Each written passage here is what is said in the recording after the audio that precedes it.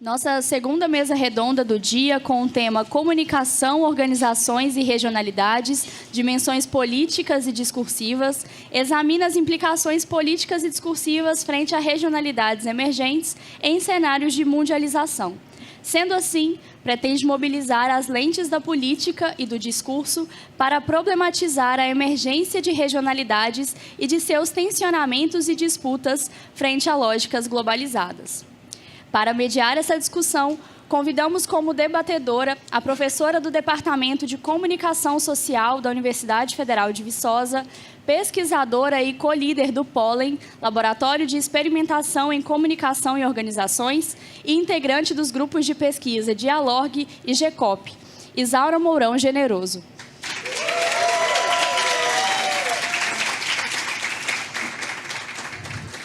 Para compor a mesa, convidamos o professor do Departamento de Comunicação da Faculdade de Biblioteconomia e Comunicação da Universidade Federal do Rio Grande do Sul, pesquisador e coordenador do Programa de Pós-Graduação em Comunicação e Informação da URGS e líder do Grupo de Pesquisa em Comunicação Organizacional, Cultura e Relações de Poder, Rudimar Baldissera.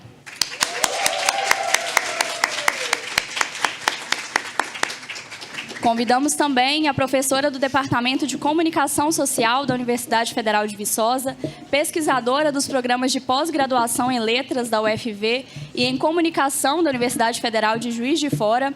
Atualmente coordena o Núcleo Interdisciplinar de Estudos de Gênero da UFV, NIEG, e é líder do DIS, Grupo de Pesquisa em Discursos e Estéticas da Diferença, Mariana Ramalho Procópio Xavier.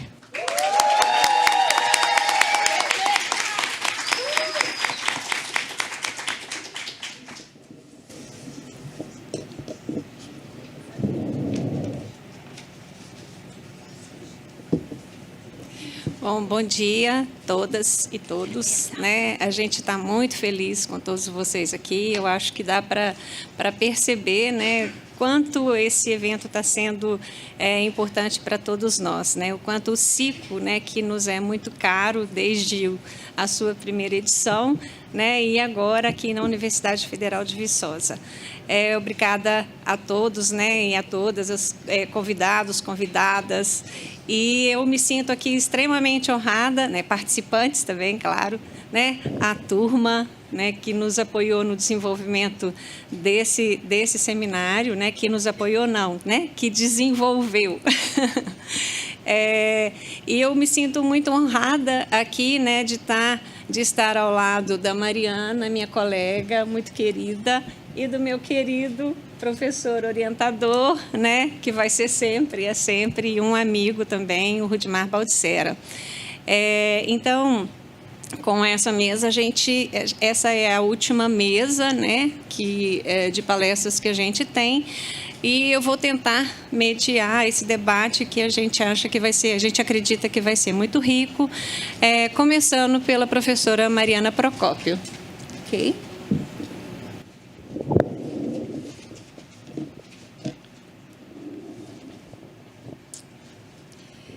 Pessoal, bom dia a todos, todas e todes. É uma alegria estar aqui também com Isaura, com Rudimar, uma honra, inclusive.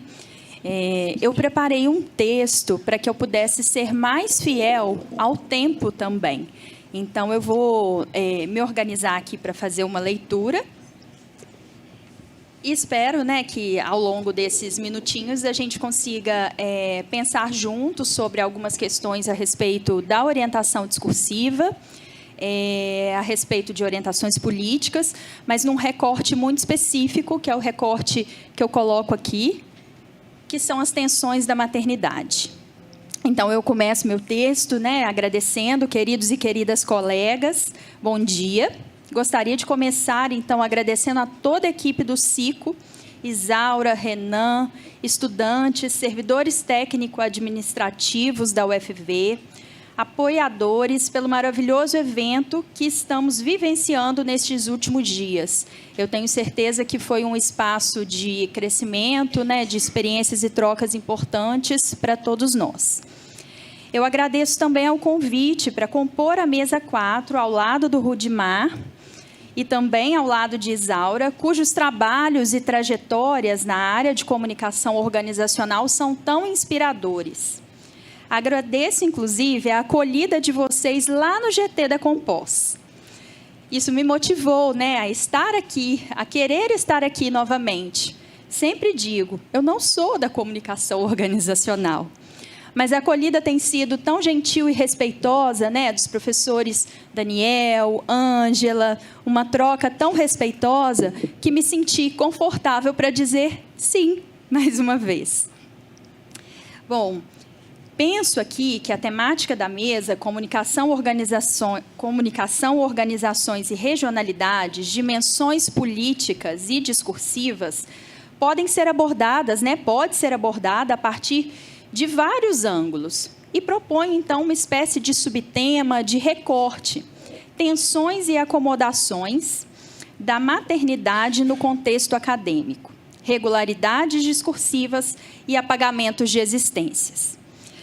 Não posso negar que meu recorte, minha fala, virá atravessado pela minha experiência de professora, pesquisadora, mãe de 2 meninas, Alice e Sofia, aqui no contexto da Universidade Federal de Viçosa.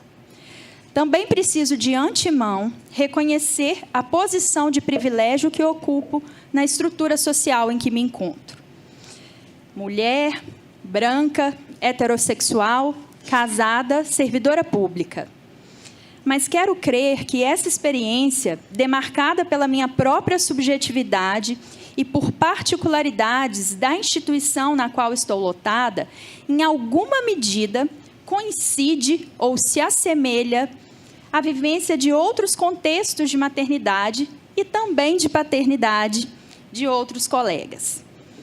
Pode ser que alguns de vocês pensem, mas será que este tema, de fato, corresponde à proposição da mesa? Penso que meu desafio será este: desenvolver um raciocínio que me permita localizar a maternidade como um contrafluxo da diferença no espaço organizacional acadêmico universitário. A emergência deste contrafluxo se faz em meio a disputas de sentidos, de poder, de lugar, os quais se constituem discursiva e politicamente por meio da linguagem e da ação. Para organizar a minha fala, pretendo fazer o seguinte percurso, o qual vou deixar aqui durante toda essa minha exposição.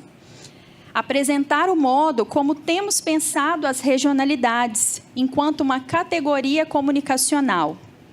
Modo esse pensado de forma coletiva, por professores do Departamento de Comunicação Social da Universidade Federal de Viçosa, em diálogo com tantos outros colegas que têm sido fundamentais para a proposição não só de uma proposta de criação de mestrado, mas para o fortalecimento do nosso fazer acadêmico aqui também.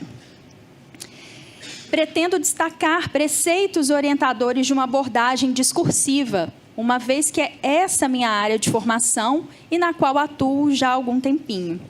E, por fim, demonstrar como a maternidade, vista pela perspectiva das regionalidades, nos permite observar os tensionamentos e acomodações políticas e discursivas no contexto comunicacional e organizacional universitário.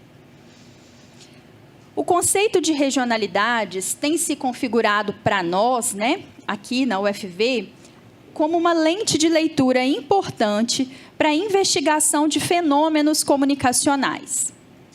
Para pensarmos na regionalidade por essa lente comunicacional, partimos de Milton Santos, que nos apresenta 2 lógicas co-constitutivas do desejo moderno de totalidade: a globalização e a fragmentação. De modo mais específico, o autor vincula a globalização a uma empreitada homogeneizante de constituição de um sujeito universal e toma a fragmentação como consequência paradoxal deste mesmo projeto, que resulta na existência hierarquizada de lugares em razão de um multifacetado, complexo e desigual movimento. Também em diálogo com Pozenato, podemos dizer que essas hierarquizações podem ser percebidas como divisões do mundo social, estabelecidas por um ato de vontade, palavras essas do autor, onde atua um poder central. A partir daí, destacam-se relações constituídas em processo histórico junto às fragmentações espaciais provocadas pelos fluxos de totalidade, indicadoras, portanto, da emergência pública de certos contrafluxos em direção tanto ao centro instituidor do poder, quanto a outras regionalidades que também estão em emergência. Portanto, as regionalidades podem ser compreendidas como oscilações entre o aparecer de fluxos de totalidades resultantes de territórios e espacialidades capturados, qualificados e avaliados. Nas palavras de Mafra, Mourão e Procópio, pelas regionalidades é possível apreender e dizer, e o silenciar, o fazer ver e o fazer esconder, como movimentos experienciais e discursivos que não apenas se referem circunscritamente a uma determinada região geográfica, mas, sobretudo, às interações tensas de tal região com um determinado espaço tomado como centro de possíveis interações, bem como com outras regiões postas em referência de distanciamento ou de proximidade, em relação a um espaço central. No caso da reflexão aqui hoje empreendida, tomamos a universidade como lugar, ou, nas palavras de Milton Santos, aquilo que restitui-nos o próximo, o comum, em meio à estranheza e à totalidade do mundo.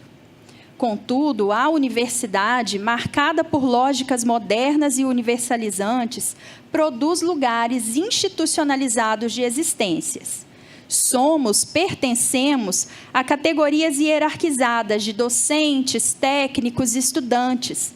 Somos professores auxiliares, assistentes, adjuntos, associados ou titulares. Somos matrículas institucionais e somos matrículas SIAP. Mas, ao percebermos as dinâmicas interacionais nos contextos e lógicas da organização universitária, somos levados a pensar nos processos de negociação. Em meio ao projeto de homogeneização, as experiências, as subjetividades vão aparecer. E é por meio das regionalidades, desses contrafluxos da diferença, das disputas constituintes dos contextos sócio-históricos, que observamos as possibilidades de continuidade e de ruptura. O dizer das relações presentes na compreensão do fenômeno das regionalidades apresenta um caráter discursivo. Trata-se de relações sujeitas a vetores de força, a relações de poder, a assimetrias, a partir de cenas enunciativas que darão a ver ou a apagar as disputas de sentido. O discurso, cuja realidade fundamental é a interação discursiva, é uma atividade que, justamente por só existir em relação ao outro, objetiva-se na realidade concreta, compartilhada entre o eu e o outro. E essa atividade, por ser um fenômeno real e concreto, realiza-se num tempo e num momento único, irrepetível e sócio-historicamente situado entre sujeitos socialmente organizados. A noção de discurso aparece para nós por um viés charrodiano, como espaço de constituição de sujeitos e de possibilidades do reconhecimento da alteridade. Ao mesmo tempo em que se encontra sobredeterminada pelos condicionamentos de ordens diversa, tem agência para operar escolhas no momento de focalização do discurso. O discurso emerge de um acontecimento, de uma situação de comunicação, marcada por elementos contratuais e contextuais reveladores da historicidade, de imaginários, de memória, considerando a não linearidade histórica. Assim, compreender discursivamente os contextos organizacionais é procurar compreender processos de significação e expressão da cultura elaborados com uma intencionalidade prévia. É importante afirmar que essa intencionalidade não se restringe apenas à organização, uma vez que os discursos só se realizam na circulação, onde se dão processos de interpretação e de construção de sentidos. Diante do recorte temático anunciado, interessa-me, pois, refletir sobre como a maternidade pode ser percebida como regionalidade. A partir de uma orientação discursiva, as regionalidades devem ser apreendidas como uma materialidade capaz de nos revelar a dinâmica dessa interação, em que coabitam um projeto moderno de totalidade e as emergências que resistem, que incorporam, que dulcilizam ou enfrentam tal projeto, a partir de um aparecer discursivo dialógico, sócio-histórico e simbólico. Regionalidades como forma de dizer e silenciar, cultura, sujeitos, formas de vida e de existência. Obviamente, não podemos dizer que as interações discursivas para a maternidade serão as mesmas em todas as universidades. De acordo com um levantamento realizado pelo grupo Parenting Science, em julho de 2023, no Manual para Mães Docentes e Pesquisadoras, lamentavelmente, além da licença maternidade, garantida já por lei, não foram encontradas informações consistentes ou políticas específicas voltadas para o apoio à maternidade e carreira acadêmica nas instituições brasileiras. Entendemos que a licença maternidade constitui-se nos espaços organizacionais como uma regularidade discursiva. Falou que tem que ter alguma coisa sobre maternidade, tem a licença maternidade, que é obrigação. Nas palavras de Manguenot, o enunciado é portador de certa regularidade e não pode dela ser desassociado. Observar uma regularidade discursiva nos permite evidenciar o conjunto de regras que permitem formulá-los como objetos de um discurso e que constituem, assim, suas condições de aparecimento histórico. Ao apresentar-se como lei, a licença maternidade não pode ser ignorada.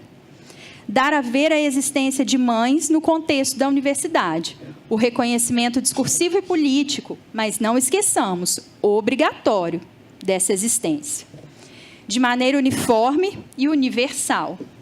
Mas, ao se apresentar como quase única regularidade discursiva, permite-nos entender que a maternidade aparece e é considerada apenas em um momento específico, quer seja os 180 dias no caso do serviço público, como, então, uma regionalidade que se dissipa ou se apaga quando não mais circunscrito nos 180 dias acima mencionado. Onde estará a maternidade nos contextos organizacionais e universitários para além dos 180 dias da licença? Que sentidos lhe são atribuídos?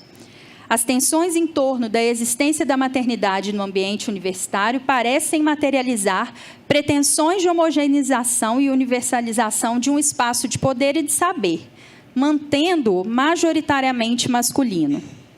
Ademais, as organizações têm sido historicamente abordadas como entidades assépticas, em que indivíduos convivem de forma funcional e neutra em prol de objetivos institucionais.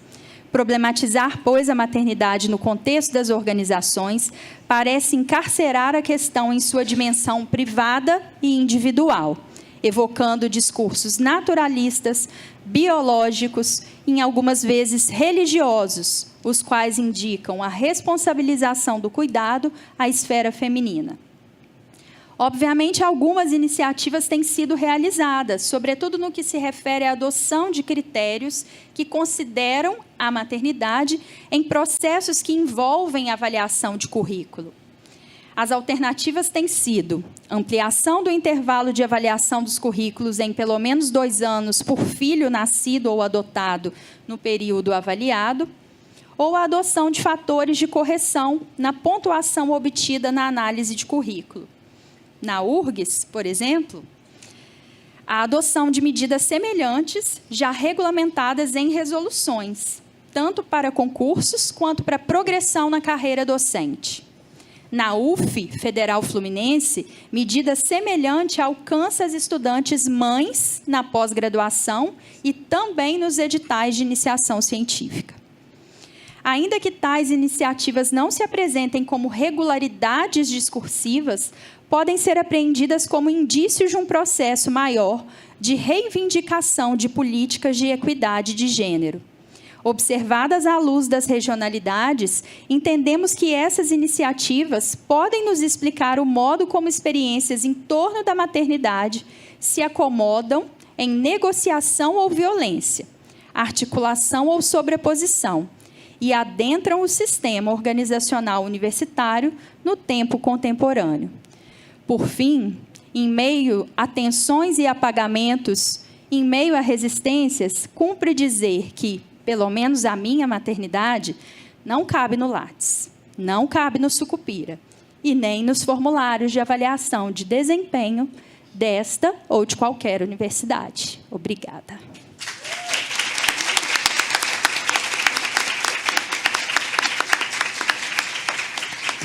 Gente, falei sem chorar, e isso assim, ó, é um arraso para mim, tá? Por isso que eu nem contei os exemplos, fui cortando os exemplos aqui para não chorar. Professora Mariana, muitíssimo obrigada, né, por sua fala. E passamos agora, vamos escutar um pouco o professor Rudimar. Escutar, né, gente, não ouvir, ambos.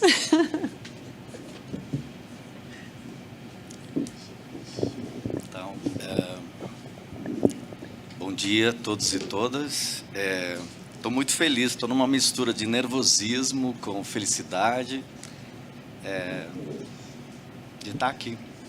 O Renan me convidou tem muito tempo, ele disse, você vai para Viçosa. Eu disse, quando que vai ser? Estou aqui. Então, estou emocionado. Já que eu desliguei aqui? Um pouquinho, só aproximar. Tá bom, desculpa, é emoção, né? Enfim, então, agradecer realmente a alegria de estar aqui, né? O convite, Isaura, né? Tantos diálogos, Renan, a acolhida. Eu digo que sou quase um mineiro já, de tanto que eu venho, de tanto que eu adoro estar aqui. A honra de estar com Mariana, né? Renan fala, Mariana, mas tem que conhecer, estar aqui. A honra de estar contigo, te ouvir. Felicidade muito grande. Bueno, dito isso, vou passar porque adiante, né? A minha fala, ela é um pouco rebelde aqui, um pouco, né, de desobediência em relação ao tema proposto, um pouco de sem noção do Rudimar, às vezes eu me meto nesses lugares, mas é uma tentativa também de me permitir seguir por um outro lugar. Márcio não está aqui, mas ele dizia, Rudimar, tenta pensar um pouco a partir do teu trabalho de arte, alguma coisa nesse sentido. Não é tanto trabalho de arte, mas assim, tem uma certa inspiração nesse material. Então, começar pensando aqui, né, para pensar as questões de comunicação, organizações e regionalidades, em perspectiva das dimensões políticas e discursivas, eu preciso ressaltar alguns aspectos que, ao meu ver, apresentam-se basilares, né, que dão algum fundamento para o pensar nesse sentido. Isso também significa que se trata de pontuar alguns dos pressupostos que orientam esta fala. Eu acho que é fundamental a gente colocar esses lugares de onde é que nós estamos falando e tentar não ser repetitivo com o que eu já disse em outros momentos, enfim. O primeiro deles diz respeito à própria ideia de organizações. Aqui são pensados como sistemas abertos, a primeira questão, né? E em perspectiva alargada, né, a partir das proposições do Capra, como sistemas vivos, que perturbam e sofrem perturbações do seu entorno. Eu acho que isso é fundamental para a gente pensar nessa perspectiva das regionalidades. Portanto, trata-se de sistemas que se abrem e se fecham para a tomada de decisões e para se reestruturarem na medida do necessário, do possível e do desejado. Nessa direção, cabe destacar que o fechar-se não significa que as diferentes organizações, sempre que forem perturbadas, se fecharão para se adaptarem às perturbações.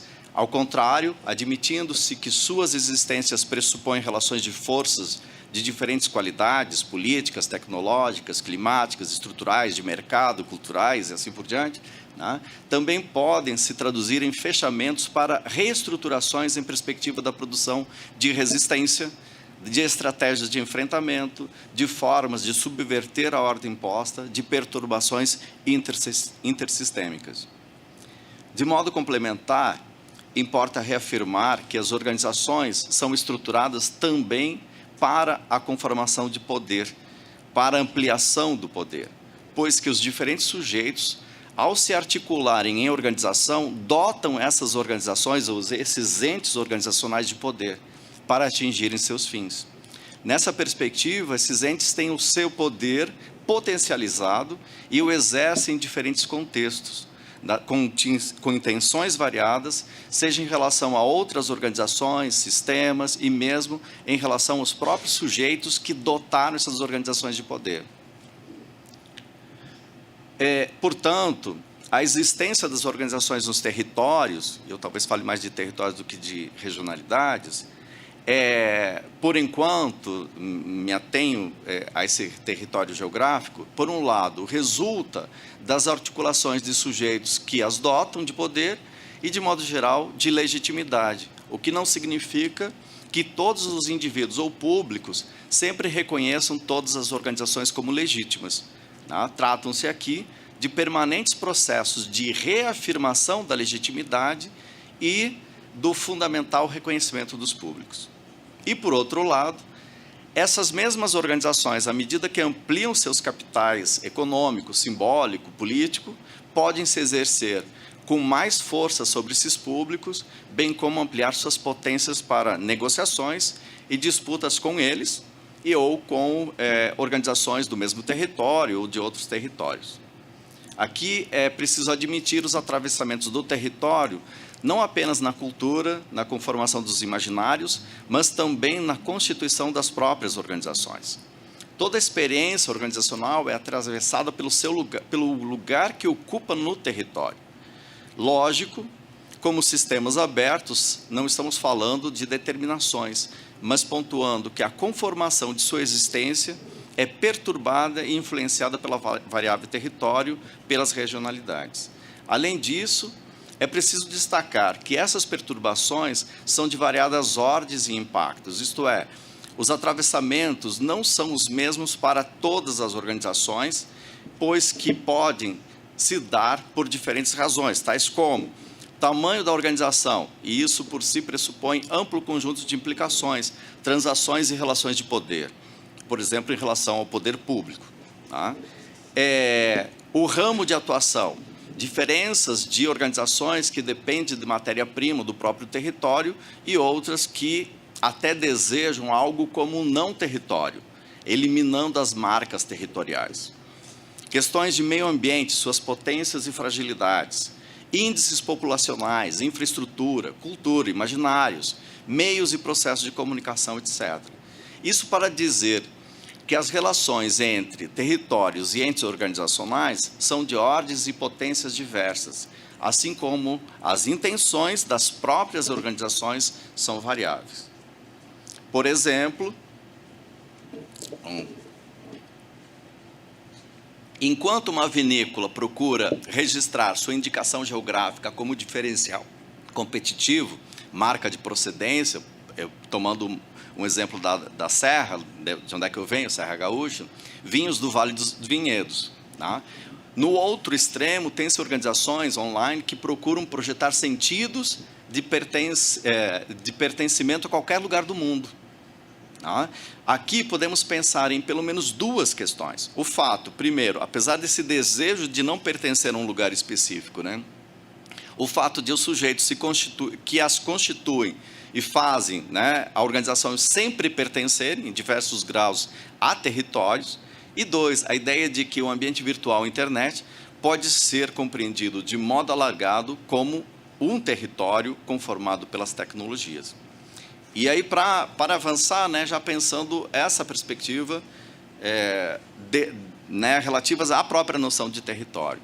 De modo geral, a ideia de território nos remete a um espaço geográfico, com fronteiras definidas e mantidas por relações de poder. Eu acho que isso já foi ontem bastante, né? A Cleusa também muito feliz com essa possibilidade de recuperação de uma interface importante, né, nesse processo. Esse espaço nos atravessa e constitui em diferentes dimensões. Desde a mais basilar, que é a de existir em determinado ambiente, considerando suas características de clima, oferta de alimentos, acessos, infraestrutura, até questões mais complexas como as formas de organização e reconhecimento, os comportamentos e, no limite, o controle sobre a vida e a morte. Eu acho que aqui fica muito claro, em relação à Covid-19, quando o Estado define quem se vacinaria, quem primeiro, quem depois, a precedência, e os que não receberiam a vacina. Né? Então, eu acho que ali, né, numa perspectiva de necropolítica. Né? Portanto, é desse lugar que as organizações dizem de si, apresentam-se e representam, bem como produzem simulações e se transversem, sempre que considerarem necessário e estratégico, para melhor performarem em público. Vale observar que mesmo para os entes organizacionais que procuram se apresentar como cosmopolitas ou como pertencentes a qualquer lugar do mundo, o sujeito que os estruturaram sempre procederão e pertencerão a algum território, pois que esses os constituíram. Lógico, tá? As migrações, as imigrações, as diásporas trazem outras camadas de pertencimento, a esses pertencimentos, mas isso não significa sua anulação. Pelo contrário, considerando o movimento das populações pelos territórios, é comum que grupos de pessoas se aproximarem por um pertencimento específico, né, a um determinado território. E essas questões funcionar como uma amálgama identitário. A esse ponto, considerando o atual contexto tecnológico, né, com um ambiente de outra qualidade, mas que mantém seus domínios, e são evidentes as relações de poder que aí se estabelecem, podemos pensar nos diversos ambientes da internet como territórios. Lugares esses com distintas camadas, pois que algumas grandes organizações de tecnologia detêm os domínios, né, basilares, e comercializam o acesso, o uso e, em particular, a demarcação das fronteiras, o site, a página, o blog, enfim, domínios pagos. Algo como se fossem aluguéis, e os inquilinos precisam cumprir critérios e observar contratos sobre esses espaços e lógicas, legislação, a depender do país. E mais, tá? Nesses territórios, ao tempo em que a ideia de visibilidade ampliada é discursivizada e permanentemente reafirmada, as lógicas constitutivas, como a dos algoritmos, estão nas zonas de escuridão, como se vivêssemos em um território sempre desconhecido, e, por isso, um território de vulnerabilidades ampliadas. Aqui, para avançar, e agora vou pedir para projetar a imagem, na perspectiva das bacias semânticas, né, numa perspectiva de pensar os imaginários, talvez seja fértil pensarmos em territórios da qualidade do simbólico, os territórios de significação ou de significados. Esse é um recorte de uma tela. Nessa direção, não se trata mais de delimitações espaciais estabelecidas.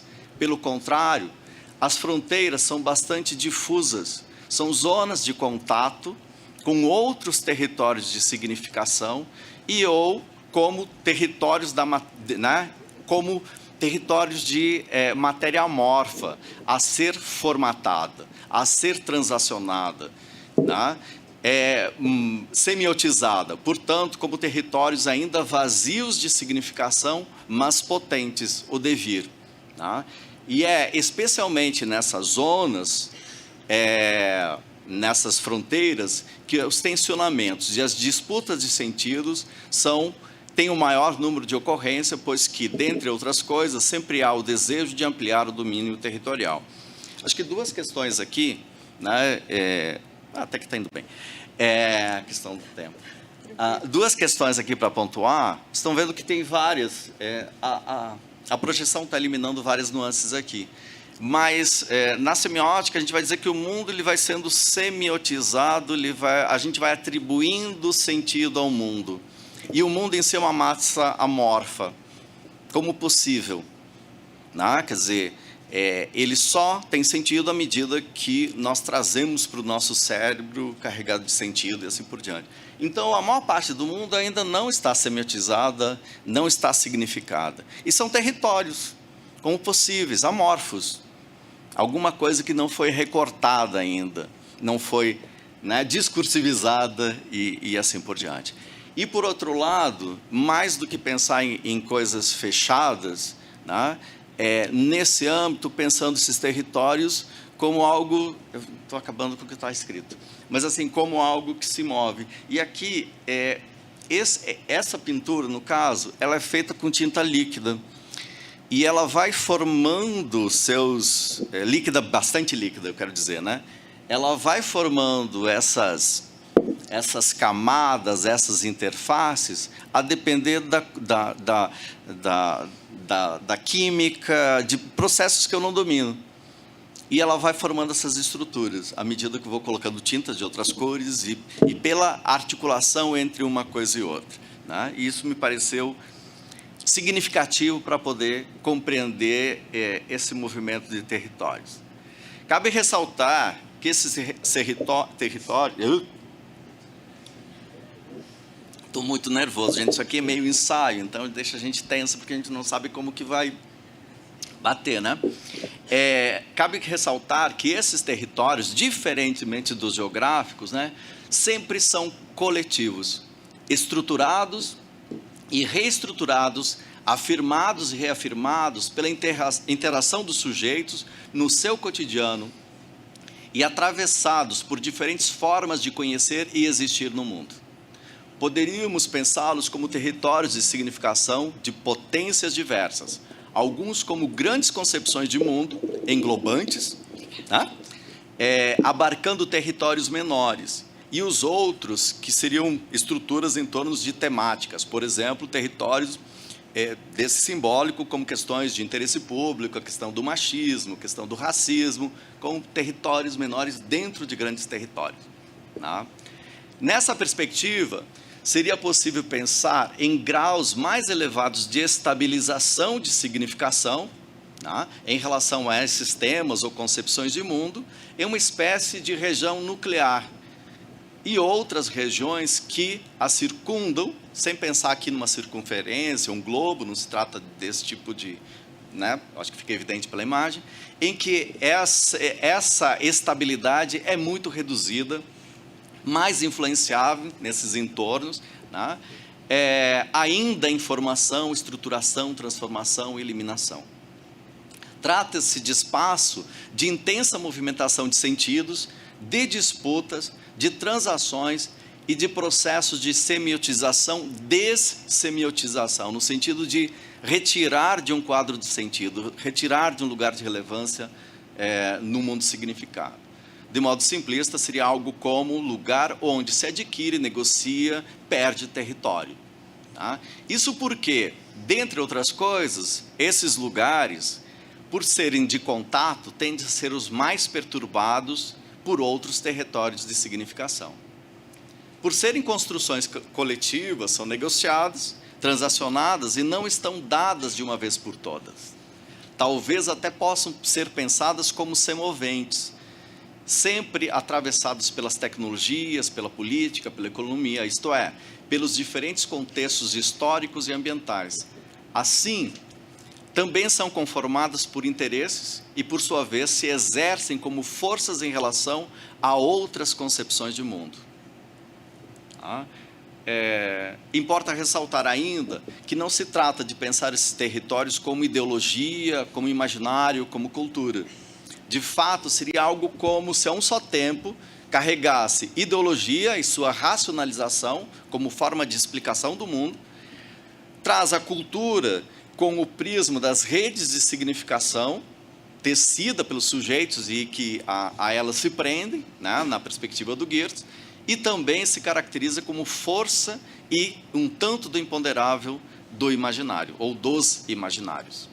Assim, ao mesmo tempo que procura tensionar, inibir, censurar, desqualificar, né, a Mariana trouxe várias dessas questões agora, né, outros territórios, precisa reafirmar-se e atualizar-se nos diferentes contextos, para não perder sua energia significativa, isto é, para não passar por processo de dessemiotização e ofuscar-se, como uma estrela que perde sua luz, sua potência e força de existência relevante. Tá? Um exemplo muito simples do que eu estou pensando aqui, nada simples, é a ideia, por exemplo, de sustentabilidade, que vem dos movimentos, né, ambientalistas e assim por diante. As organizações, para não perderem esse brilho, transformam isso em desenvolvimento sustentável, permanece a mesma matriz, ajusta e incorpora no próprio discurso. Tá? É essa ideia de como que se move, como que se movimenta entre os territórios e os embates. Sob esse prisma, pode-se pensar que esses territórios abrangem conjuntos de regiões de significação em diferentes estágios de existência e potência, tá?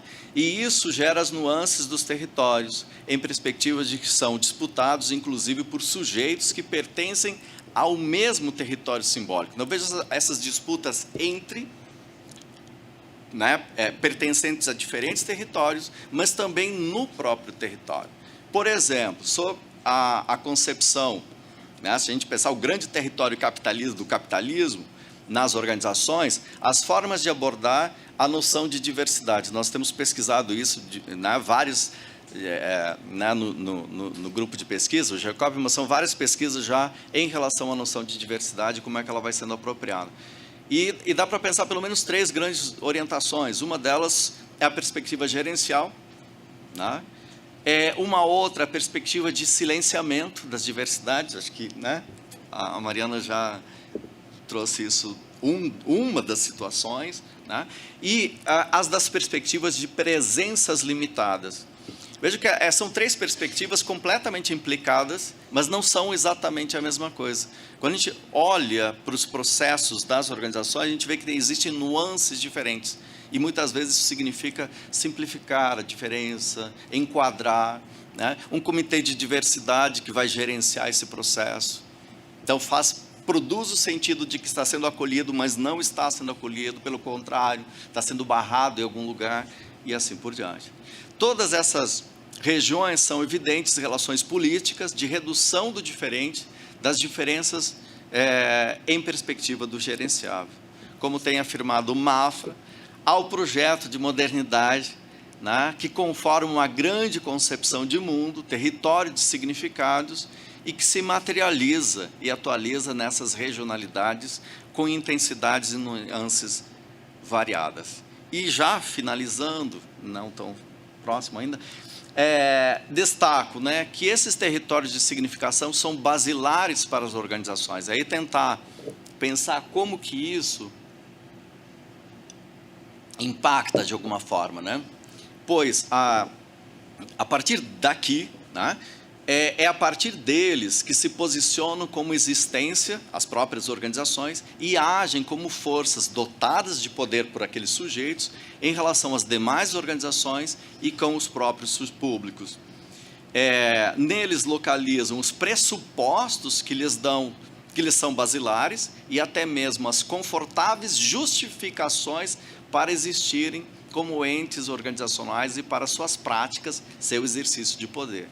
Né? É como se já é um dado, porque ele é coletivo, né? como território de significação.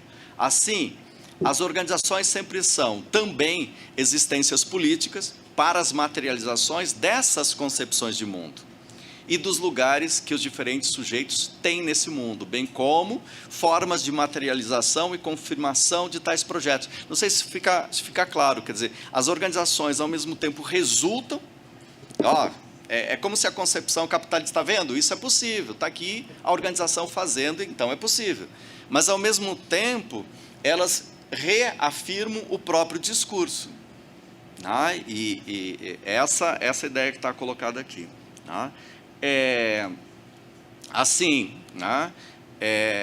Portanto, também agem de modo a, mediante diferentes estratégias, retirar a luz daquilo que falhou, daquilo que não deu certo, ou que é um problema, ou que pode desestabilizar seu projeto, suportado, né, nessa determinada concepção. Cabe pontuar que são muitos os diferentes atravessamentos para os territórios de significação se estabeleçam e assumam preponderância, hegemonia. Então, a gente vai vendo as lutas políticas, discursivas, o que circula, o que não circula, né, para estabelecer o que é hegemônico, né, em termos de concepções de mundo, o que vale e assim por diante. Dentre eles, né, eu vou destacar apenas um dos atravessamentos, né, que é o econômico, que se exerce nos processos de discursivização dos fenômenos que se apresentam às nossas mentes ao tempo em que nos oferecem os quadros, os códigos de leitura. Tá? Sendo que a detenção desses códigos tende a produzir a sensação de autonomia interpretativa. Aí as afirmações de a minha verdade, tão comum hoje, a minha verdade, né? Esse excesso de singularidade, quando de fato tende a ser fundamentalmente cooptação. Situação essa que nos faz ressoar essas mesmas concepções de mundo. Não sei se fez sentido, mas a gente, o tempo todo vai sendo construído dentro dessas concepções, me oferecem os códigos de modo que eu tenho a ideia que eu estou fazendo, produzindo como autonomia, e na prática de autonomia tem muito pouco, né? Ou quase nada. Na mesma direção, também é necessário dizer dos investimentos para ampliar determinadas circulações discursivas e suas performances, possibilitando, né, possibilidade de acesso, conhecimento do funcionamento dos algoritmos, por exemplo. A tese do Diego mostra todas essas estratégias organizacionais de como que eu produzo visibilidade, como que eu saio do lugar de visibilidade, por exemplo. E nas estratégias de opacidade e silenciamento de outros discursos e ainda de seu enfraquecimento ou desqualificação mediante, por exemplo, estratégias de expropriação, simplificação e mesmo de esvaziamento de sentido. Tá? Sem qualquer, finalizando, né, sem qualquer pretensão de respostas pontuais, a meu ver, é a partir desses lugares, aqui, claro, simplificados, né, que as organizações exercem ou se exercem para nos fazerem ser e fazerem fazer. Obrigado.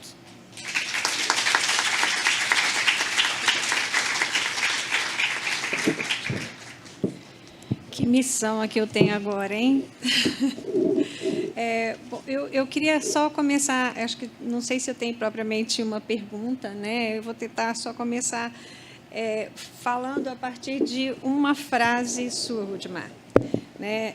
Quando você traz essa imagem, né, e dizendo que algumas, que em função de não ter um certo domínio da tinta, de como ela funciona, que algumas estruturas, né, são formadas a partir de processos que você não domina.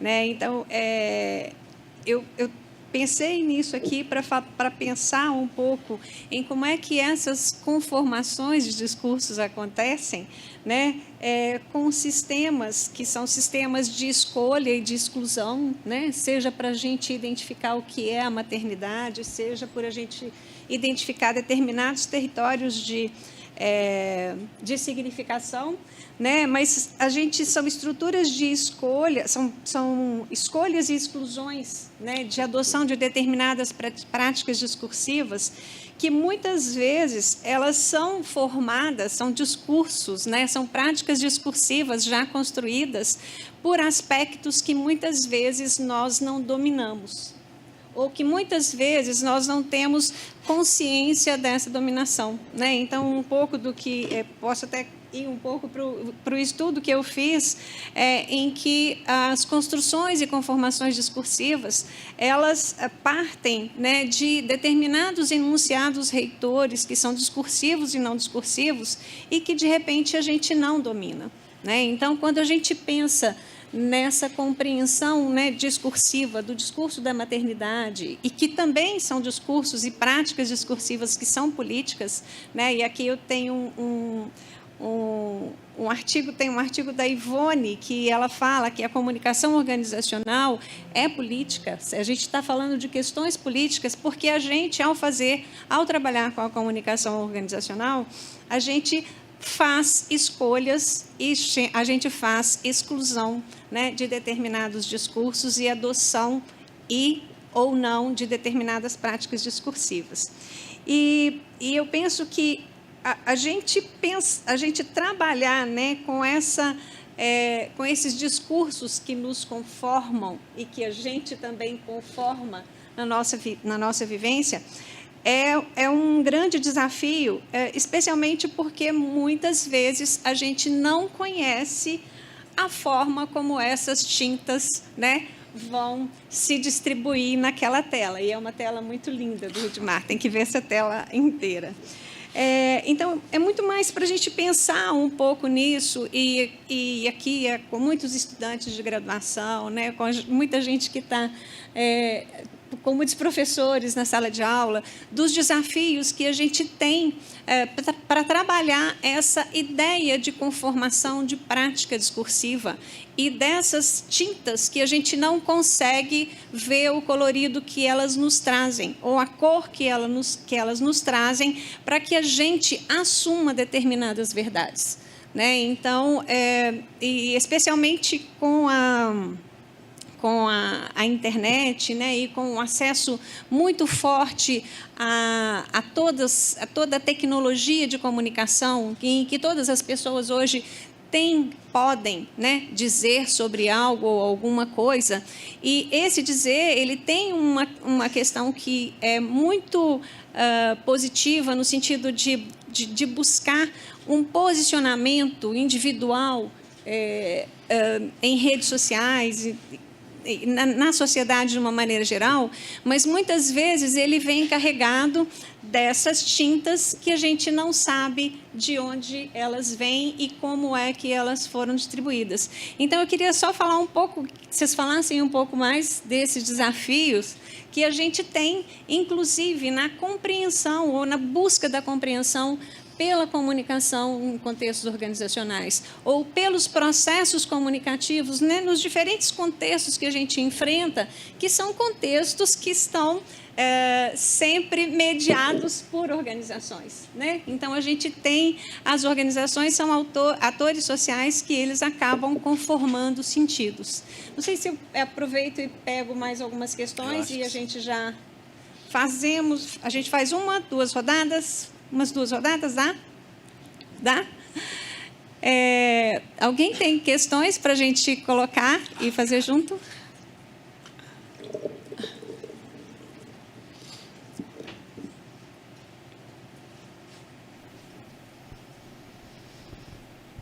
Oi, bom dia. Obrigada, gente, pela palestra, foi linda. Eu queria, na verdade, complementar o seu pensamento, Isaura, a pergunta, se a gente pode, se tem como, se vocês pensam em alguma forma de acrescentar a literatura e a subjetividade dentro desse discurso, né? A sutileza da literatura, o jornalismo literário dentro desses discursos da regionalidade, da comunicação organizacional. Se essa pode ser também uma das ferramentas para a compreensão, para a gente poder chegar nessas pessoas e estabelecer o discurso de comunicação ali. Alguma outra questão? Fred. Bom dia. Durante a fala da Mariana e do Rudimar, e especialmente agora no final, Rudimar, quando você traz essa provocação a partir de uma imagem, né, eu tive pensando também num aspecto que seria algo como a plasticidade discursiva. Me parece, né, que nós, das relações públicas, já vimos, né, por uma espécie de tradição, sempre trabalhando, vamos dizer, com estruturas mais duras, rígidas. Então, a gente tem, né, o mapeamento de públicos, né, segmentações de públicos, a gente pensa, né, numa certa classificação de discursos, né, a gente vai tentando, de alguma forma, nesse exercício de análise, né, estabelecer uma categorização, não que elas sejam necessariamente estanques, mas elas, de alguma forma, já trazem uma espécie de forma, vamos dizer assim. Não sei se é exatamente essa palavra.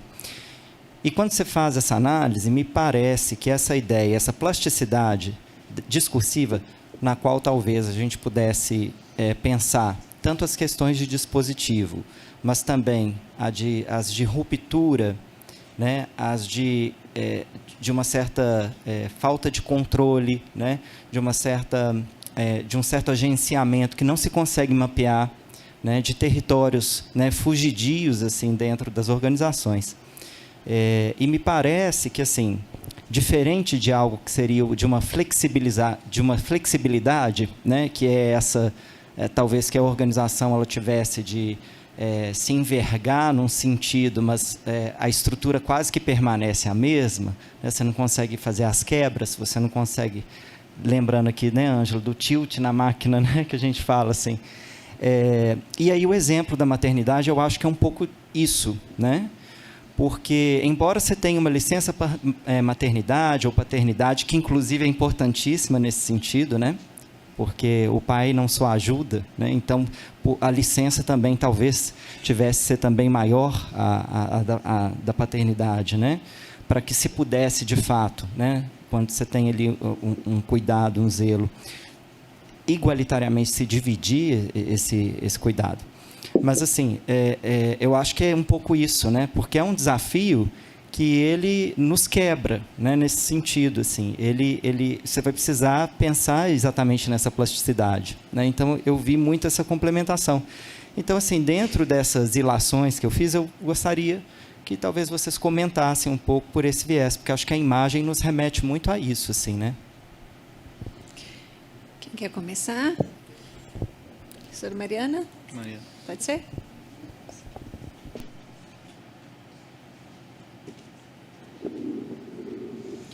Bom, então, vou começar primeiro a partir de você, Isaura, da sua fala. Você falou, né, a respeito quando você recupera mesmo a noção da tela e da dificuldade de se deparar com aquilo que a gente não tem controle, com a tinta, com a técnica, mas eu acho que o ponto é esse, a experimentação, né? A ausência de controle, o não saber no que vai dar, te leva a experimentar. E eu acho que isso é tão importante, a gente pensar em termos de organizações também, em termos de práticas discursivas, né? Que a gente possa pensar em usos, em propostas de tensionamento, que a gente experimente ver onde vai dar, não do ponto de vista da taxação a priori, né, dos controles, mas que justamente por reconhecer o não saber, por reconhecer o não lugar, o não pertencimento, acho que esse seria o movimento ideal, né, ir para a experimentação também. E aí, pensando, né, juntando com o que a Alana pergunta, eu acho, Alana, que há espaço para tudo, né? Há espaço para a literatura, há espaço para as artes, não só de uma perspectiva estratégica, né, que ela pode ser estrategicamente usada, mas do ponto de vista que ela também é indício de uma disputa, é indício de uma, não só disputa no sentido, né, da oposição, mas de uma tentativa de construção para o fenômeno das regionalidades, né? Então, para essas acomodações, como que a literatura nos revela isso, como que o jornalismo pode também ser pensado como esse locus em que a gente dá a ver essas questões. Não sei se era por aí que você estava, né, pensando e esperando. E a plasticidade, né, que o Fred comentou. Acho, de novo, a plasticidade tem a ver também com essa dimensão da experimentação, né, do estica, do encolhe, de vamos ver se dá para cá, de dá para lá. E para muita coisa mesmo, é nesse contexto da experiência que eu acho que a gente vai fazer as coisas avançarem, que a gente vai conseguir produzir novos processos de semiotização, não só pelo viés, né, de uma alteração, mas por enxergar outros caminhos, né? Recentemente, a respeito da licença, a gente estava conversando com o Maurício e com Larissa, que são orientandos de doutorado e de um contexto específico. A gente estava discutindo que, no caso de uma pós-graduanda, que tenha como um companheiro um pós-graduando, né, não é possível que os dois tenham o benefício da prorrogação do seu tempo de pós-graduação. E aí, diante dessa realidade, né, de ter que escolher quem vai ter o benefício dos 6 meses a mais, esse benefício o benefício vai recair sobre a pós-graduanda, o ônus e o bônus. Né? Porque isso, mais uma vez, já vem com a dimensão de que a ela competirá o cuidado, né? E por aí vai. Então, eu penso, quando você propõe plasticidade diferente de flexibilidade, eu acho que é muito interessante essa provocação, porque me parece que vem nesse lugar do experimentar. Vamos testar, vamos ver. E se né, se está na plasticidade, pode ser que uma solução para a minha organização seja diferente da proposição para a sua organização. Né? Pode ser que, estou pensando ainda no contexto da maternidade, pode ser que aqui em Viçosa, como o contexto da cidade é muito perto da universidade, o tipo de solução que a gente precise sejam soluções diferentes do contexto de uma cidade grande, né? Então, eu acho que ter esse fundamento, né, da moldagem pode ser algo importante para a gente pensar não só em formas diferentes de acomodar os sentidos, mas de testar outras construções também. Professor Rudimar. Obrigado pelas questões. Pode conseguir para mim de novo a projeção da imagem? Porque eu acho que é importante para tentar pensar com vocês. Eu acho que são, como disse, eu estou ensaiando essa reflexão, então não tenho certeza de nada. Aliás, eu acho que nunca mais, né? Mas eu acho que tem a ver, né? Como que eu vou pensar isso? Como que dá para pensar essas questões? Para mim, vejo que, diferente do que se pensava no passado, né, numa estrutura organizada e assim por diante, a ideia aqui é pensar essas grandes marcas como se fossem grandes concepções de mundo. Né? E aí pensar numa perspectiva plástica, ou, né, para superar essas questões, mostrando como que a presença de outros discursos que surgem em outros lugares, eles perturbam esse discurso dado, e atravessam esse discurso. Então, eles vão produzindo outras zonas. Quer dizer, quando a URGS vai lá dizer, olha, a mãe, no seu processo, ela vai ter, durante, eu não vou lembrar quantos anos, mas são 5, 6 anos, eu acho, a carga dela de produção acadêmica vai ser pontuada por 1,3. Né? E é o que nós temos usado no concurso, que é o máximo permitido por enquanto.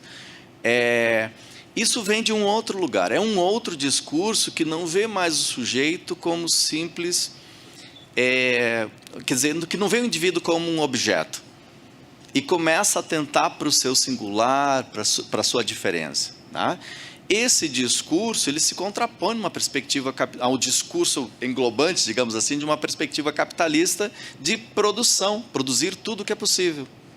E ele enfraquece, de alguma forma, isso, ele vai gerando outras zonas, é um pouco isso, né? Quer dizer, pensar nesses enfrentamentos. Então, mesmo questões muitas vezes periféricas ou não centrais, à medida que elas adentram o espaço de visibilidade, de confronto, elas perturbam. Né? Então, penso muito nessa lógica. E aí, talvez, Fred, né, pensando nessa perspectiva, eu acho que o mundo mudou tanto, as tecnologias, as redes sociais alteraram tanto, que aquela coisa que a gente tinha, né, em termos de comunicação organizacional toda estruturada, pensada, definida, cada vez mais a gente está lidando com o imponderável, com uma possibilidade, porque dentre outras coisas, os atravessamentos a partir das práticas de outras organizações. Quer dizer, bom, se a organização X fez isso, por que essa aqui não está fazendo? Quer dizer, se a URGS tem lá no seu, né, é uma federal, e ela já adota essa perspectiva de pontuar, por que as outras federais não estão fazendo isso? Então, veja como que esse adensamento de práticas produzem outras concepções de mundo que vão disputar a hegemonia. Né? Quer dizer, enfraquece e tal. Então, gosto muito da ideia da plasticidade, né?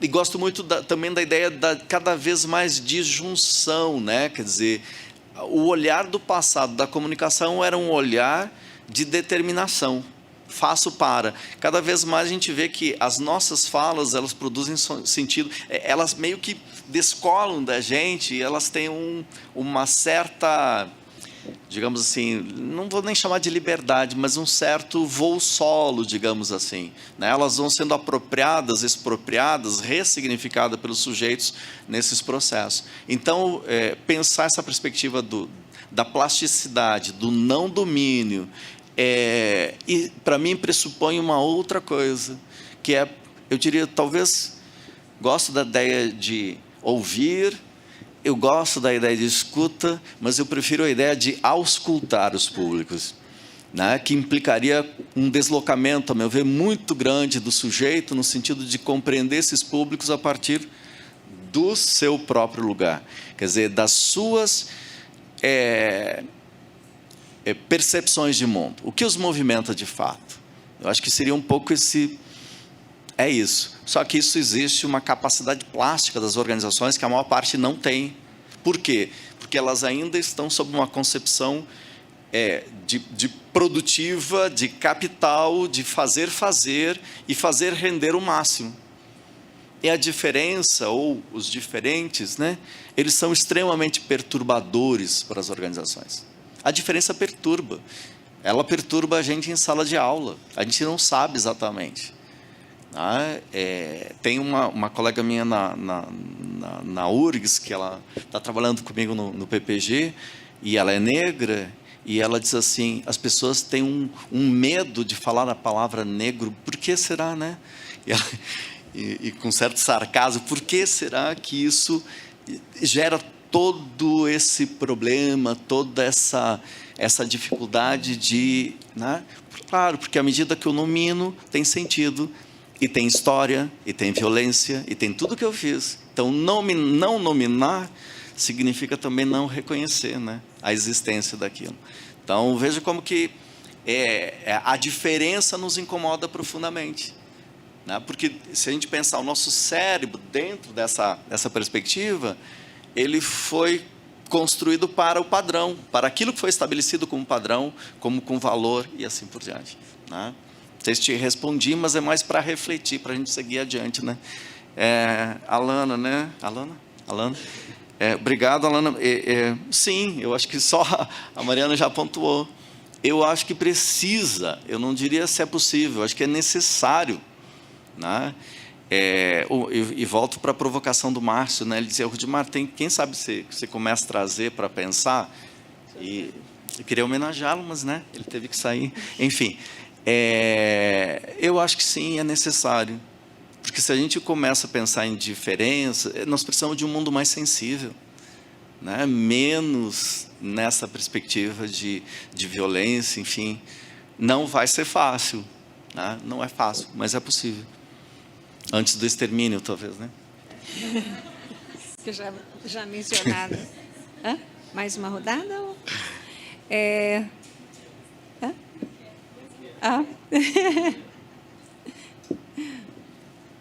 Então, vamos para mais uma rodada. Professor Renan, Daniel... Não.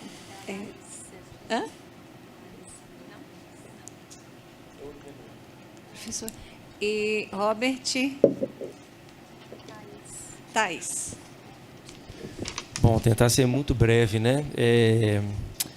Enfim, eu acho que eu fico tentando assim, eu vou guardar a emoção para tarde, mas a emoção está vindo agora, deixa ela vir, né? Assim, gente, essa mesa me emociona muito, né? Porque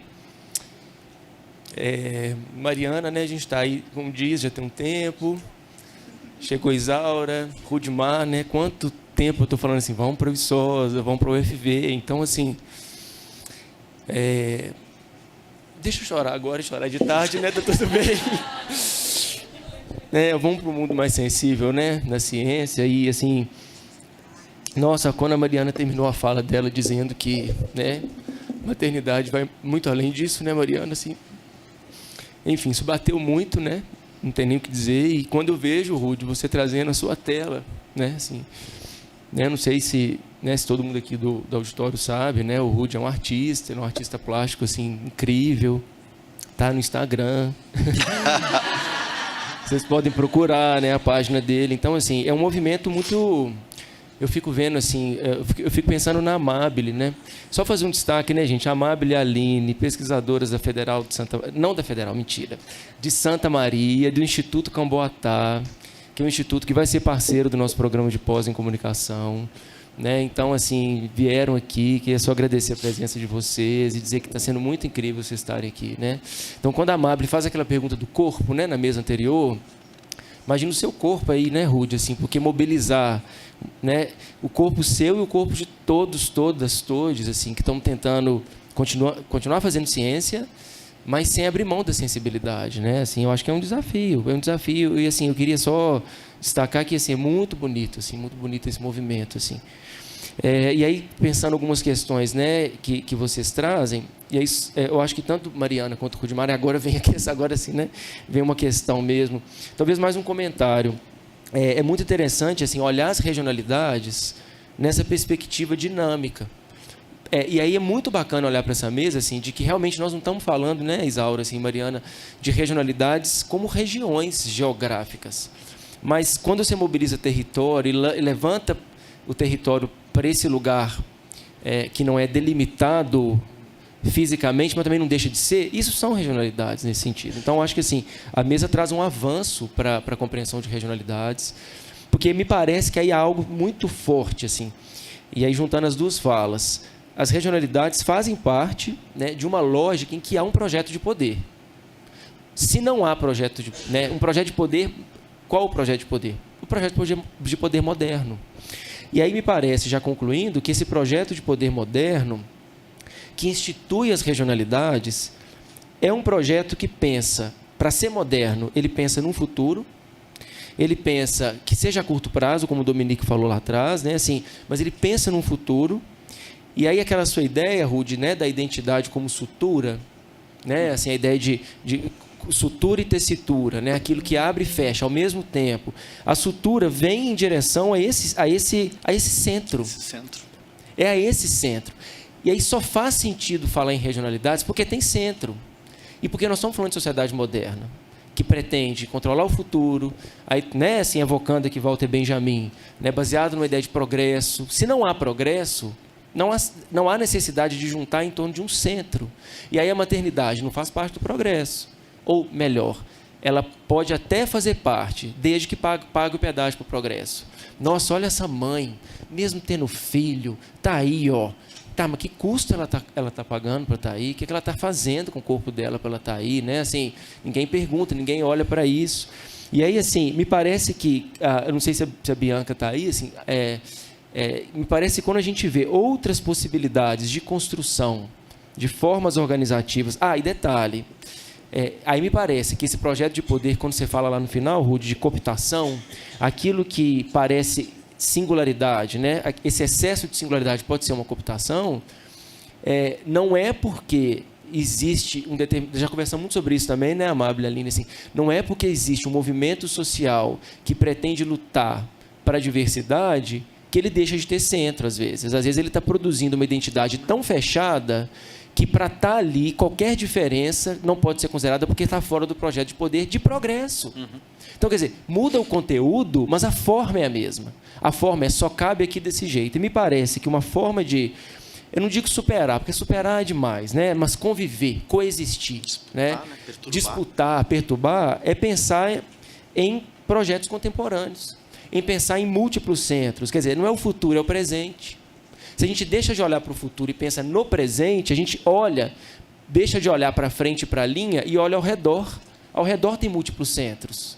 Ao redor tem múltiplas regiões que sempre vão existir. Também acreditar numa ideia de que não vai ter centro nenhum é uma utopia vazia, porque em algum nível um quinhão de poder vai ser disputado. Mas como ele vai ser disputado? Ele cabe outros centros? Ele cabe outras regiões? Quem vai ser centro agora? Quem vai ser região? Quem vai ser regionalidade agora? Me parece que caminhar para isso é algo plausível, sensível e que nos leva para um lugar em que é possível ver um pesquisador e um artista juntos na mesa, né? Uma mãe e uma pesquisadora juntas na mesa. Então, assim, obrigado, gente. Mesa linda.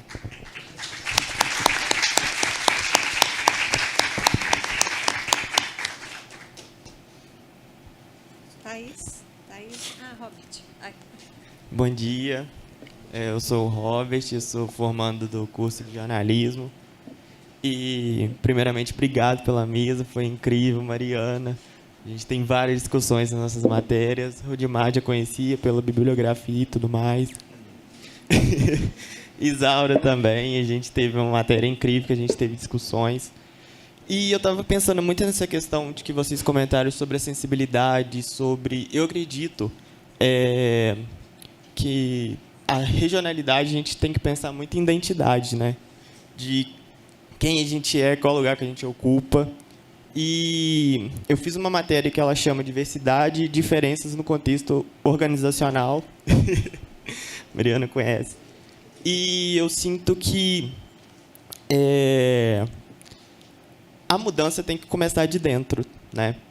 E eu penso muito nessa questão do que vocês falaram, como a gente, enquanto pesquisador, enquanto futuros jornalistas, como a gente inicia essa mudança de dentro, sabe? De como a gente consegue reafirmar o nosso lugar, pensando nessa dimensão discursiva, nessa dimensão política e tudo mais. Mas o que eu queria saber, basicamente isso. Novamente, obrigado pela essa discussão maravilhosa. Thaís?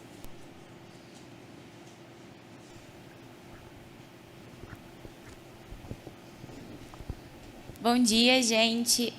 Eu também queria agradecer pela discussão, né? Acho que foi uma mesa muito provocativa, assim, tanto que a minha pergunta ela não está tão bem formulada. Eu acho que parte mais de uma discussão que eu gostaria de ter, principalmente sobre a fala da Mariana a respeito da maternidade. Eu lembro, o Rudimar, ele falou hoje sobre o desejo de algumas organizações não quererem pertencer a determinados territórios, né? Dessa múltipla territorialidade. E aí, eu vejo a maternidade não como um impedimento, né? Mas ela não permite que você pertença a muitos territórios ao mesmo tempo que ela exige que você esteja presente em todos. E assim, a gente teve uma discussão ontem sobre o entre lugares, que é quando a gente não está necessariamente em um lugar e nem necessariamente no outro.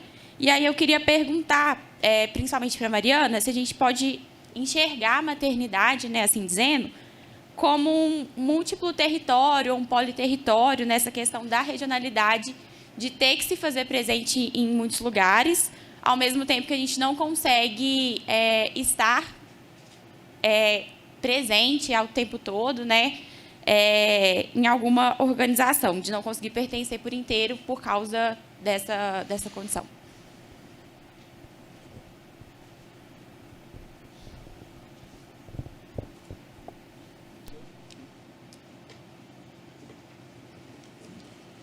Pessoal, obrigada pelas perguntas, considerações. Também não sei se eu vou conseguir responder tudo de maneira tão certinha ou organizada. Né, o Renan tinha comentado a respeito das regionalidades em uma perspectiva dinâmica, um olhar para o presente, né, e os pedágios também. Eu acho que talvez, assim, no caso da maternidade em específico, os pedágios são os que mais... talvez eles estejam começando a figurar como regularidades discursivas também, né? Os pedágios, porque eu acho que tem a ver com o que Thaís falou. Tem que estar, mas não está. Então, dentro dos pedágios, né? existe uma lei também, né, que garante o direito à amamentação. E na própria lei 8.112, a nossa lei do servidor público, né, diz que a gente tem, enquanto amamenta, aliás, diz a lei que a mãe tem direito de amamentar até o 6º mês da criança. Uai, mas até o 6º mês da criança ela está em licença maternidade. Então, a lei diz que você tem direito de amamentar no período que você já tem a licença, né? Mas, a partir dali, tem uma previsão de que você pode amamentar e que tem direito a determinadas pausas na sua jornada de trabalho. Mas, para que você tenha o direito à sua pausa prevista em lei, olha o processo de negociação, o pedágio que você tem que pagar. Você tem que ir lá no seu chefe, olha, você pode organizar meu horário dessa forma para que eu consiga ter 15 minutos de intervalo para amamentar minha filha? No nosso caso, né, esse não foi o meu problema, essa não foi a minha questão, mas como uma mãe que mora distante vai exercer o seu direito à maternidade, à amamentação, com 15 minutos, né? Então, ela depende de uma série de negociações, de pedágios, para que ela esteja presente no lugar que ela já estava autorizada para estar, tanto no espaço do trabalho, quanto na condição, né, de amamentar essa criança. Outros pedágios, e que tem a ver com o estar e não estar, diz respeito à distribuição das tarefas administrativas, diz respeito à questão de distribuição dos horários de jornada, né? Então, é uma reunião que acaba no horário da escola, são vários encaixes, né, que a gente vai tentando fazer e que eu percebo que vão, então, Thaís, chamando mesmo para esse lugar de embates, né? Assim, de tentativas de construções e de exercício de um direito, de uma condição, que vão estar, por hora, documentados, previstos, mas que, ainda que estejam, não são garantias dessa possibilidade. No contexto que me é muito familiar, né, no contexto do grupo que atualmente eu coordeno, existem 2 pesquisadoras mães, e que é um contexto de grupo, né, de estudos de gênero. E essas 2 pesquisadoras mães, no contexto do grupo de estudos de gênero, têm que constantemente negociar e colocar essa questão como uma questão, porque ela também não é pressuposta naquele espaço, né? Ela não é constitutiva, na verdade, daquele espaço. E aí, pensando um pouco também, né, no que o Robert falou sobre como reafirmar, então, esse lugar.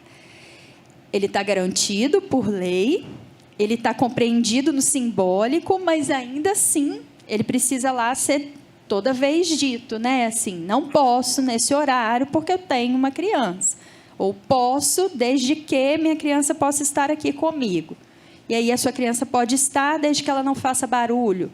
A sua criança pode estar desde que ela se comporte, né?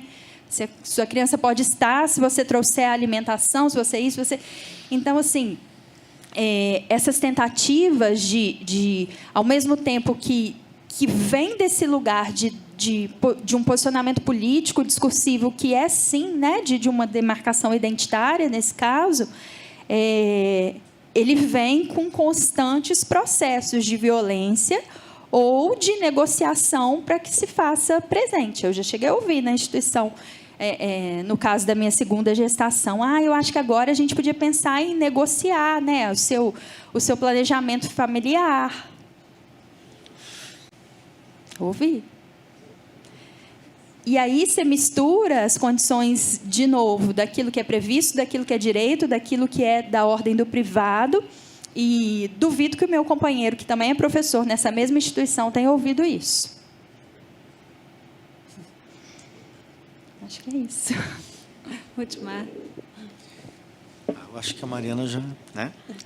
Enfim, eu só pontuar a questão em relação à maternidade. A Amanda fez uma pesquisa das cartilhas de aleitamento materno, e eu não vou falar, né, o meu lugar é outro para falar sobre isso, mas a Amanda, a partir da fala das mães e as mulheres, porque assim, de novo, qual é o lugar de privilégio, onde é que as mulheres estão? E as mulheres diziam assim, primeiro, as mulheres que estão representadas nessa cartilha não somos nós. Essa mulher do escritório, essa mulher que até pode levar a criança para o ambiente de trabalho, isso não existe.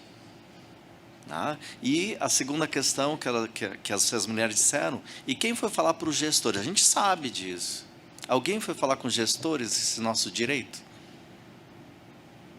Acho que isso diz muito, né, que a Mariana, né, está trazendo, e eu lembrei muito desse trabalho da Amanda, e lembrei muito de um trabalho que eu orientei lá na Católica, da Letícia, que era em relação ao mito do aleitamento materno, do amor materno, e como que o aleitamento ele vai sendo usado e transformado ao longo da história, produzindo sentido completamente diferente, né? De proximidade, de necessidade da mãe que necessariamente ama para atender a uns desejos de produção, né, de crianças, enfim, de mão de obra para atender o projeto de modernidade e assim por diante. Então, vejo como que o próprio sentido ele vai sendo transformado à medida da necessidade. Né? Ele vai sendo conformado, e é isso um pouco, né? Aquela coisa que eu estava falando anteriormente, de nos dão os códigos de leitura, e a gente tem a impressão, agora nós estamos e na prática, alguém meio que definiu, sabe aquela coisa de planejamento estratégico, não sei se todos vocês já vivenciaram, que o planejamento já está pronto, e aí vem toda aquela ilusão de participativo, mas tem um mediador que vai te conduzindo para o planejamento ser aquilo que já foi projetado anteriormente. Eu vivi vários momentos assim, né? E é um pouco isso, quer dizer, nos levam a determinadas leituras e interpretações, mas que elas não são invenções, elas não são por acaso, elas não são necessariamente surgidas, né? Elas não surgem necessariamente do coletivo, do movimento social. Então, é sempre essa relação de vejo que assim, se a gente pensa os sistemas, né, e eu lembro isso das aulas de semiótica, né, lá no passado, diz assim, a presença do dissenso ela é pressuposto para a existência do sistema. Para o sistema ele precisa do enfrentamento para poder se regenerar. Então o Rudimar Rebelde lá que fala da comunidade, ele é pressuposto. Eu preciso de alguém que venha tensionar, porque aí eu me aproprio e a coisa se renova e avança. Né? Essa é uma questão de base. E aí, tentando dialogar um pouquinho contigo, né, Robert? Eu acho que não tem um lugar de aqui, ali ou lá. Eu acho que talvez o lugar seja de tensionamento com o que está posto, a partir dos nossos lugares. Né? E essa questão da regionalidade, pensar nessa lógica, o que nos constitui é tão diverso. Né? Isso pensar, e era um pouco o que eu ia falar de tarde, mas enfim, já vou falar aqui, depois eu saio da mesa da tarde, a questão de a gente tenta lançar sobre as nossas coisas aquilo que está dado em outros lugares do mundo, que são lógicas completamente diferentes. E se a gente pensar na própria ciência, como que eu vou pensar a regionalidade sempre com as lentes entende? De outras realidades? Isso é muito, muito local, por território, por diferentes dimensões, né? O sentido ele é produzido em contexto. Eu gosto muito da perspectiva pragmática do discurso. Ele não está dado. Né? Então, me parece que é um pouco por aí. Eu sei que eu não estou te respondendo objetivamente, mas é mais para pensar. Eu acho que não tem um lugar de saída. Eu acho que, por exemplo, quando se pensa a perspectiva decolonial, é um lugar possível. Quando a gente começa a tensionar os discursos que vêm como hegemônicos, é um lugar possível. Né?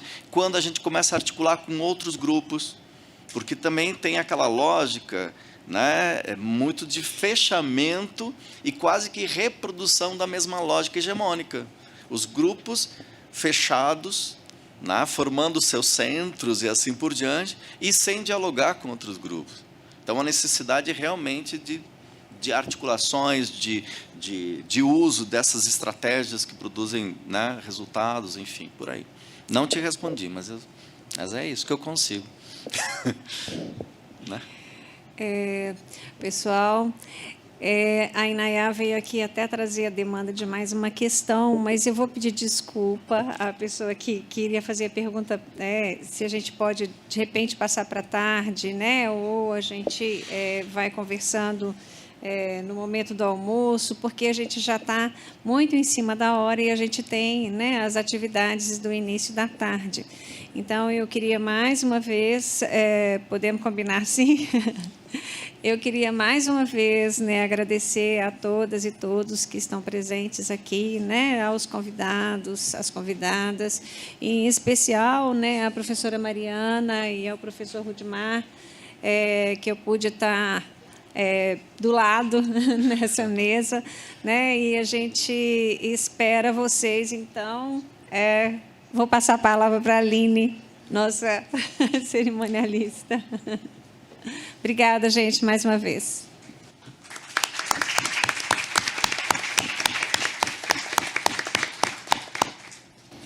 Agradecemos aos professores Rudimar, Isaura e Mariana pelas belíssimas reflexões compartilhadas para encerrar essa manhã e início da tarde.